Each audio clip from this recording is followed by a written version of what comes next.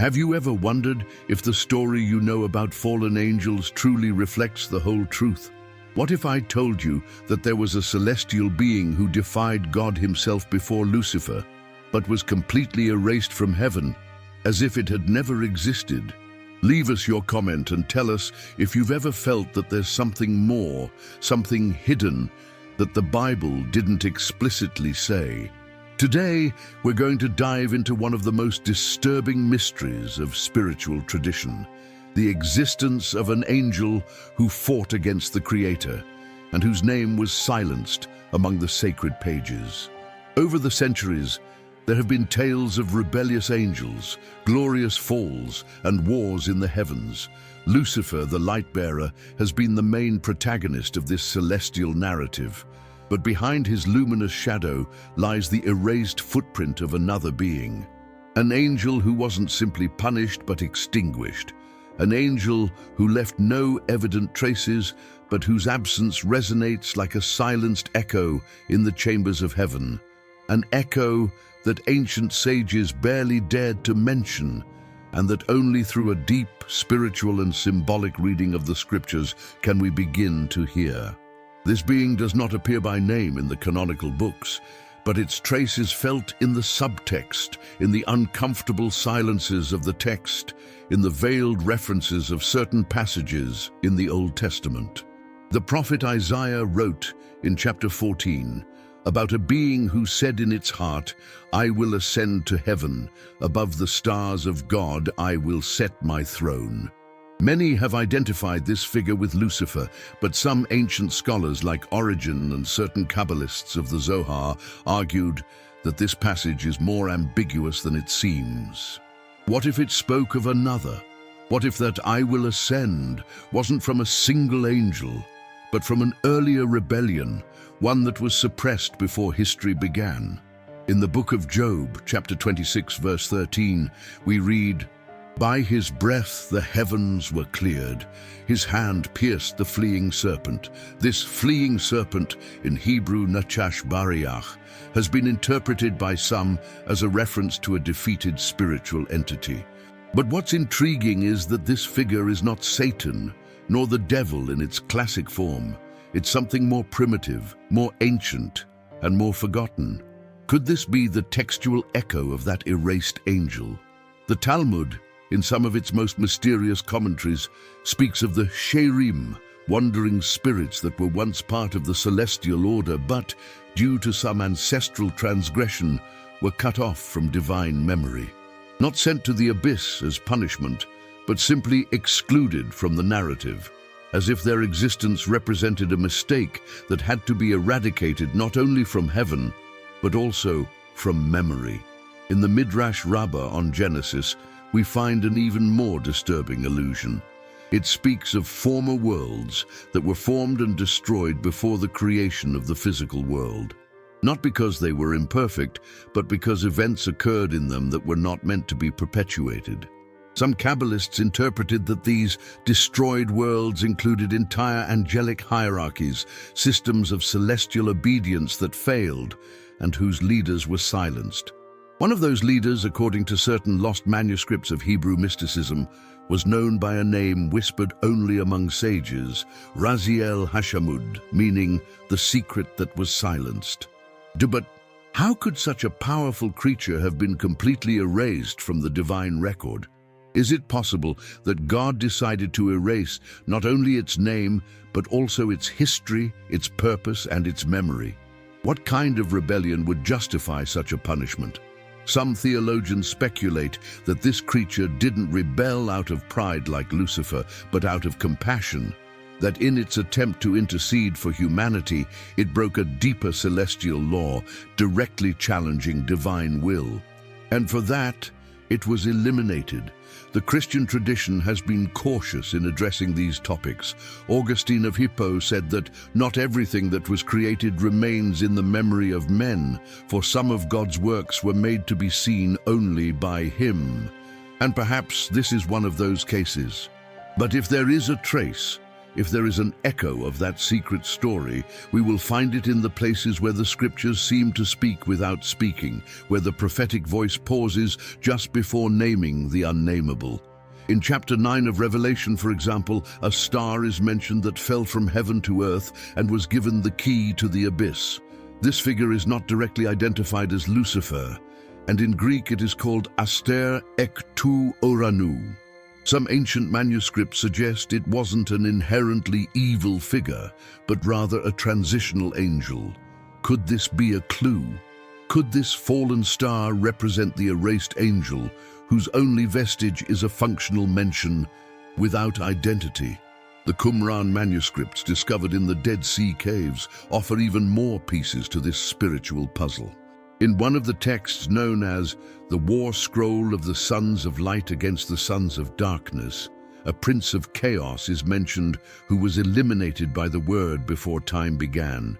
It is not Belial nor Azazel, it is another, one that doesn't align with the traditional names of evil, and its elimination is described as an act of purification prior to known history, as if its defeat was so complete that it no longer formed part even of the evil that would come later. And here we arrive at a question that goes beyond theology. What does it mean to be forgotten by God? What does it represent spiritually to be erased from heaven? Is it the ultimate punishment or the most merciful form of redemption? Because if hell is eternal separation, being extinguished might represent something even deeper, being unbound from eternal purpose, dissolved from the sacred narrative, transformed into a non-being. This angel, whose story we may never fully know, confronts us with our own spiritual fragility. It forces us to reflect, what if we too can be erased if we stop responding to the divine call? What if this being's silence is a warning, not to fear punishment, but to value the connection with the one who gives us existence? But if it was erased, why do we still feel its presence in the darkest folds of the scriptures? Why does its absence seem to cry out from the depths, like a shadow the text cannot fully cover? The Bible is a divine tapestry, a set of revelations, where even silence communicates, and sometimes what is not said is what shakes us the most. The forgotten angel, this being whose story was eradicated from celestial records, seems to dwell precisely in those zones where the Bible falls silent, where the text becomes poetic, symbolic, and almost cryptic, as if the inspiring spirit left empty spaces so that the humble, those sensitive to mystery, could intuit what was hidden from the wise of this world. In Hebrew, there is a powerful word, maha, meaning to erase completely. It is used in Genesis 7:4 when God decides to erase every living thing from the face of the earth in the flood. But this word does not appear to describe any fallen angel, not with Lucifer, not with Azazel, not with any other. It's as if that verb were reserved for something more, or for someone more. What if it was used spiritually by ancient sages to describe what God did with that forbidden angel? In the Ethiopian tradition, particularly in the Book of Enoch, angels are mentioned who descended and corrupted humanity, like Semeiaza and his companions. But there is a passage omitted in many modern translations where it is said that one was silenced for its compassion, an angel who pleaded for the redemption of the fallen and was considered a traitor by both sides. This figure appears without a name, described only as the condemned mediator. Could this be the same creature, an intercessory angel whose intercession was misinterpreted as rebellion? And here enters a deeply spiritual key. Could this angel represent a forgotten dimension of divine love? A love that anticipated the cross, that sought to intervene, but was premature in its mercy. Medieval Christian mystics spoke of this without saying it openly. Hildegard of Bingen, in one of her visions, describes a brilliant but solitary figure, observing from the edge of heaven without praise or condemnation, a being that was and was not, loved and was not loved, interceded and was not heard. This leads us to a disconcerting spiritual climax. Because if God is love, and if this angel fell for love, how can love be punished? Or could it be that, like us, even angels must wait for the perfect time of redemption? Perhaps this being was not destroyed, but put to sleep, not erased from God's heart, but from our human understanding. Because as Paul says in 1 Corinthians 13:12, now we see through a glass, darkly, but then we shall see face to face. And perhaps on that day we will see it, this forgotten angel, not as an enemy, but as a silent witness to the mercy we still do not comprehend. There is also something mysterious in the book of Zechariah, chapter 5, where the prophet sees a flying scroll and a woman called Wickedness being cast into a basket and sealed with a lead cover. What seems symbolic could very well be a metaphor for hidden spiritual entities, sealed by God to no longer exert influence or be remembered. Many modern exegetes ignore this passage, but the ancients knew when God seals something, it is not for immediate punishment, but for the protection of the divine plan. Could this angel have been sealed as well, hidden to be revealed only in the end times? The Zohar tradition speaks of the hidden Nephilim, spiritual beings who fell not out of pride, but out of excessive zeal, who sought to love creation with such intensity that they broke boundaries imposed by God. They were not demons.